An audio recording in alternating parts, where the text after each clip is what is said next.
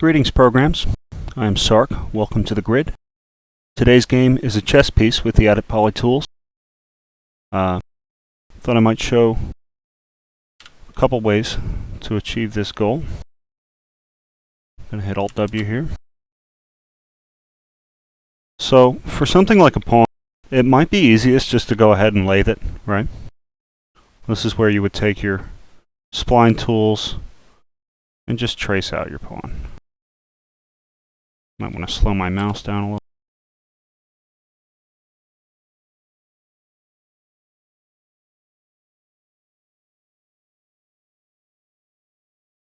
I'm not going to be too precise. I can always go back and adjust these. If you're going to work a lot of time tracing an image with splines, you probably want to make sure that that image that you've got it cut out in a way that's a little easier to see than what I'm doing now. So, a rough idea.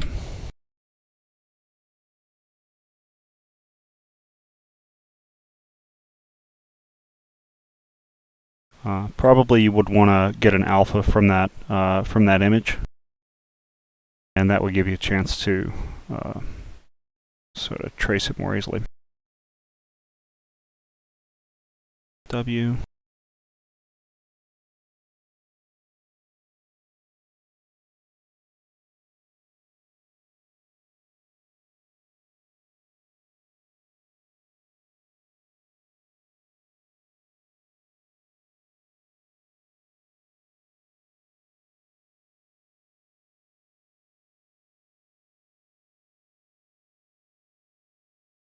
But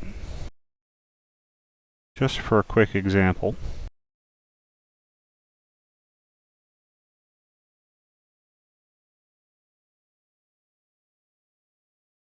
not too bad actually. Probably don't need that.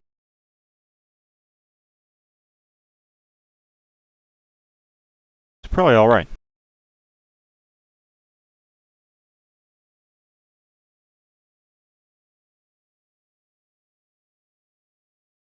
Once you've got half the thing drawn,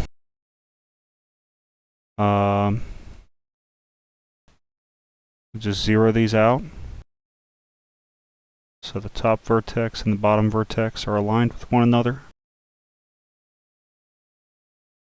And do your lathe, right? But if you're working on a rook or a bishop or something, you're going to have some details that the lathe is not going to be conducive to. So we're going to look at a different method.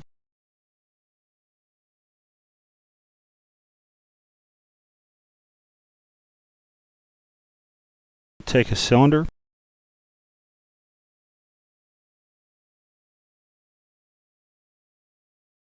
Hit F4 so I can see my lines. That's the F4 key on your keyboard. Set the sides down 8. 8's probably fine. If I was going to do a rook, if I was going to do a rook, I'd want like 16. But sometimes with the Flow Connect tool, you can do those after the fact. So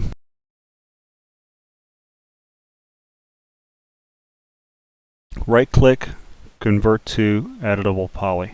All right. Not editable mesh, not editable patch. Editable poly is probably what you want. Go to polygon mode. I'm just going to delete the top polygon. A lot of times I like to work with the shift key, so I'll just go into border mode here. Grab that edge, and now if I hold the shift key and move it, I can pull out as many new sections as I want. It's a little quicker than using the bevel tool. I can also scale, right? And then let go of my shift key and move it. This is a pretty quick way to work sometimes. Right. Now, I'll go in and look at the profile just as I would if I were tracing it with the spline tools. And I can hit Alt-X on my cylinder, so that'll make the cylinder transparent. Depending on your graphics drivers, this might be nicer, but working pretty well on this machine today, so we'll take it.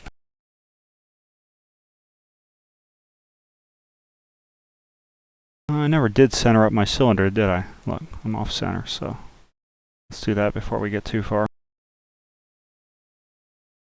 And I'm just going to take this scale it out so it matches our perimeter a little bit. Get the border tool, so I've grabbed the border, hold the shift key, and pull it up. Then I'm going to hit R for scale. And it's important when you scale that you not scale like this. Because if you scale on this x-axis, or even on the x and y, but you ignore the z in this case, or I was scaling on x and z according to the world, and not the y, then you end up with an object that's not symmetrical. So it's really important that when you're using your scale tool in 3ds Max, if you're using the non-uniform scale, and you want the whole thing that you've got selected scaled uniformly, right? Did I say non-uniform? Uniform scale. That you click in the middle here, where it's getting all 3 axes at once. Not 2 axes, not 1 axis, all 3. So there we go. W, Shift, R, W, Shift, R. All right. So that's F3 and F4 to play with your which edges you're seeing.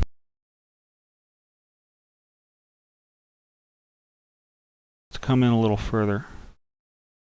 So I'll have to play with that more later. W, I really want to get like the big details done first. Big details. I want to get the larger proportions done first before I start worrying about details. Because you can get hung up on details and then you miss the big picture a bit. This may not be a perfectly symmetrical image. That's okay. It's only here for a frame of reference. I'm actually surprised it's not perfectly symmetrical. It looked so good. The artist had convinced me. You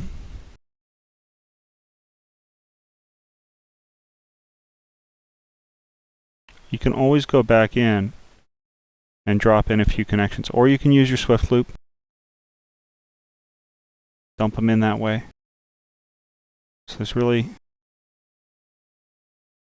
no wrong way to do that. I like the caddy with the connect settings just because it's what I'm used to.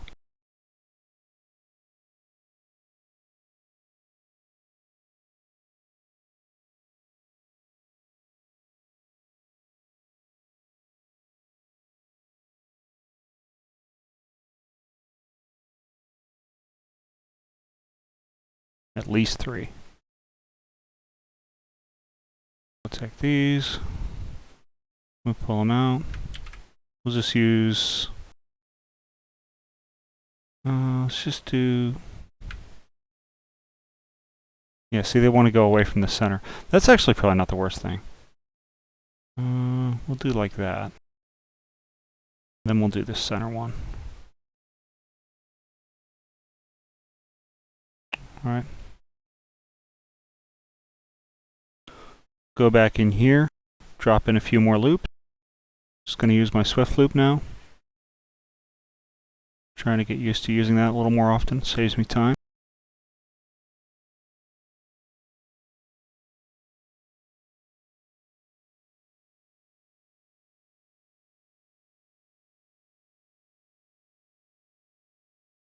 Kind of have to decide which edge of this thing I'm going to follow. Drop one of these in here. Scale tool.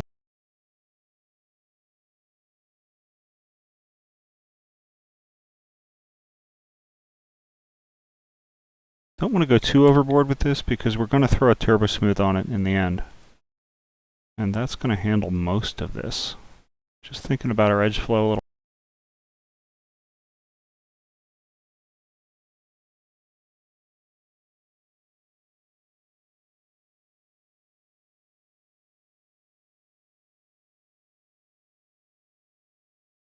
And a couple more, I guess.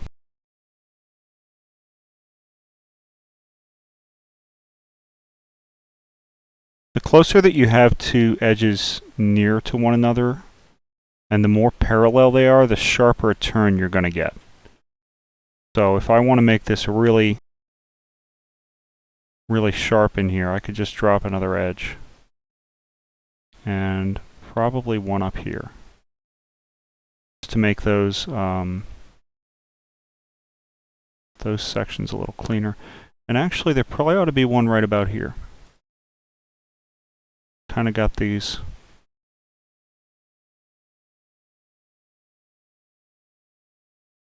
flared hips or something. It's strange to think about chess pieces as humans. Of course, it's a tower. Oh no, it's not a rook. It's a pawn. No idea what they're supposed to be.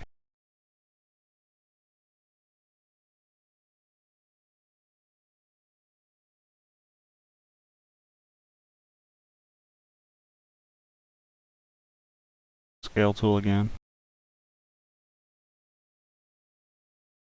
And that may be about what we need.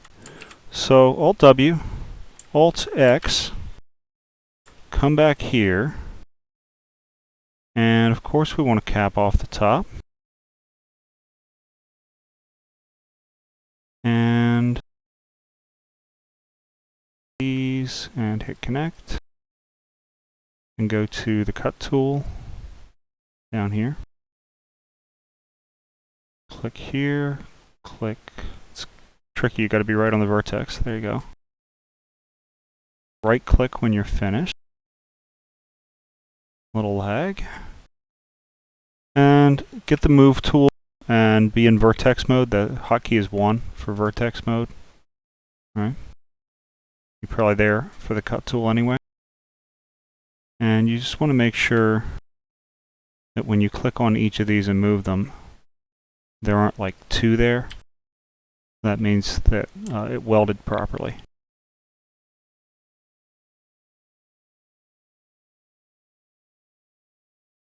Tiny little bit.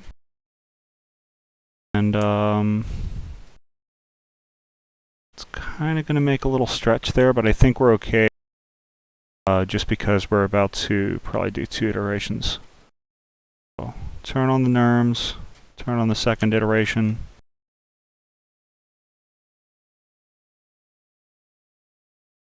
Looks like a pawn. That's it, right? If you want the bottom a little sharper, that's no. Go back in, turn off your NURMS.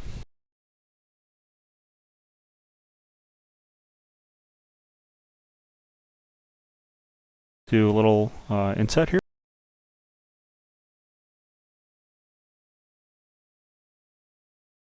And you can also add a turbo smooth. So there's 2 ways to do this subdivision process. Probably more than 2 ways. There's also an open subdiv. But you put two iterations on your turbo smooth. It's really the same thing as if you click the NURMS subdivision option in the Edit Poly tool. So that's a little cleaner looking. Probably the head of this pawn is not perfectly round. I could probably spend more time on that, but for today, for a demonstration for beginners, actually more importantly, we just got to fix this up. This is not looking right. So probably need a couple more loops.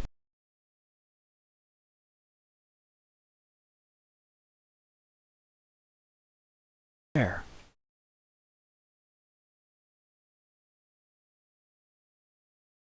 Okay. I think I was holding the control key or something.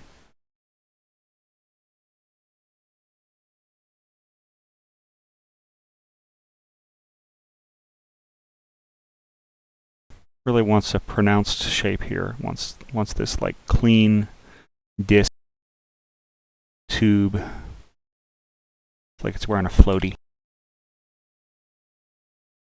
And that means that, again, I want to plunk in a couple of loops really close to the edges. Might even be easier to do from here. To help distinguish the places where that shape is defined, right? Help define that shape.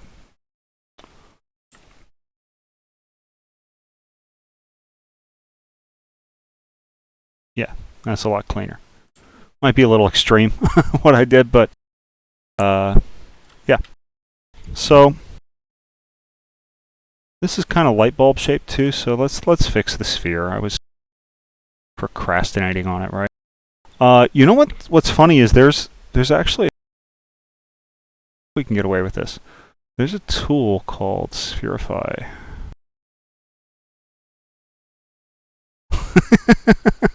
That's such a cheat. And then I can convert. So it's important that you don't want to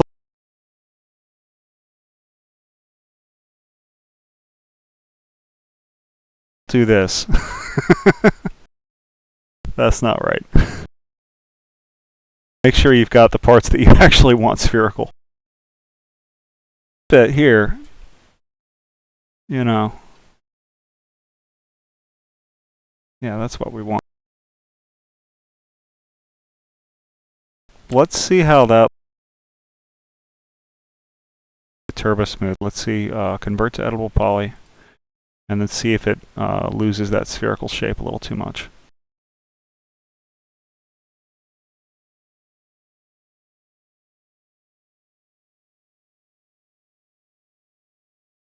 A little bit, but not as bad as before.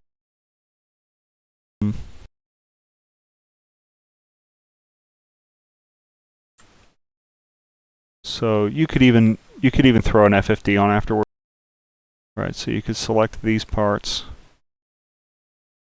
and then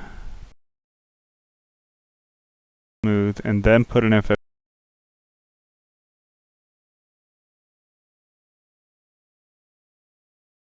An FFD is a great way to work on a part of an object that already has a lot of detail and you want to work on its proportions or adjust it in a low detail way. It's kind of a quick fix for after the fact. So yeah, we can just pull that back out a little bit because I think the turbo smooth took a little off. So that would be my cheat. Maybe even, can I squish this whole thing down a little? Just not a lot, just a little. Probably, whatever. Now I'm fussing. So there it is. There's a pawn. And like I said, a lathe with the spline tools is a perfectly good way to do a pawn. But if you get into a rook or a bishop or something like that, you're going to be glad that you have this precise, low detail geometry that lets you, chop something out of the top or extrude more edges, right? Like, I mean, this could be on its way to being a crown. If you were working on a king or a queen or something like that, right? These could all come out. So, I don't know what I'm doing with it. Can I bridge those? That'd be kind of funny. There's no good reason to bridge these, because, yeah. You'd have to untwist it and everything. Could always... Yeah, so it could be...